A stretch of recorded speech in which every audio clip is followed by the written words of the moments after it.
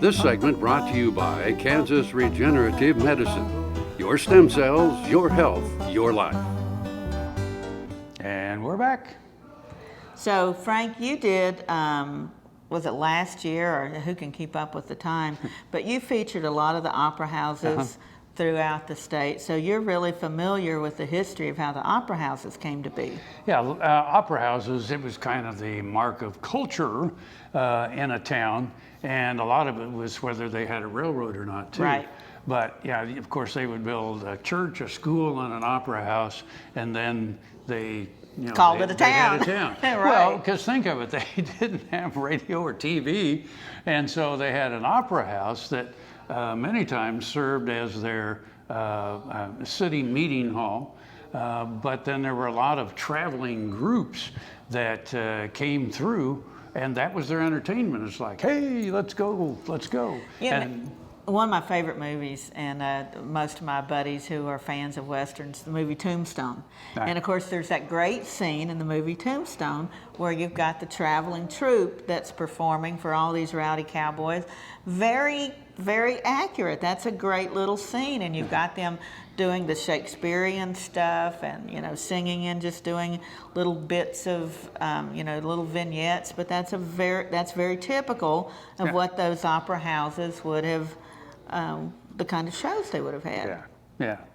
Well, and like I say, the railroads had a lot to do with it too, because there were a lot of touring companies that, of course, were actually owned by the railroads, and they would go town to town and perform as well. So. And that would encourage, like you said, to foster culture and all kinds of good times. So we're going to share the story of one of those opera houses that the community has come together to preserve and restore, and there's communities all over Kansas doing this and with very limited budgets, and it's just an amazing story in every case of the community coming together to save that very central part of what made them a town.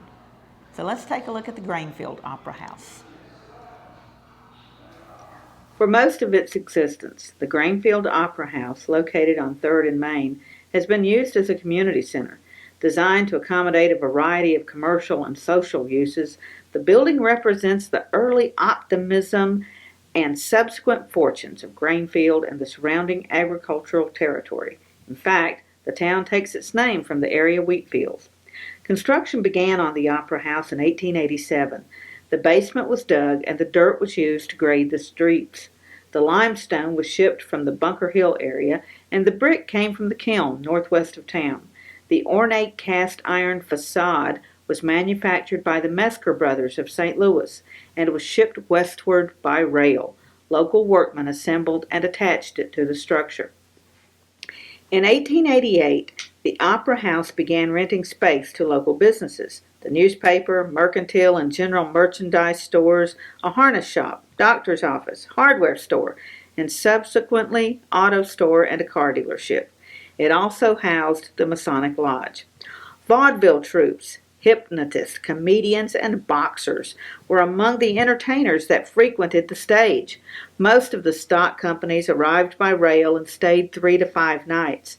Those coming to dances often arrived before sundown, danced until midnight, then went to the hotel for a meal, and returned to dance until daylight.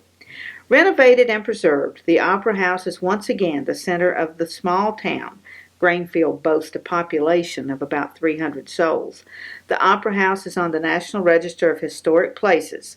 Weddings, anniversary dinners, family reunions, any of the reasons that people come together, all of those events take advantage of this historic Gove County landmark.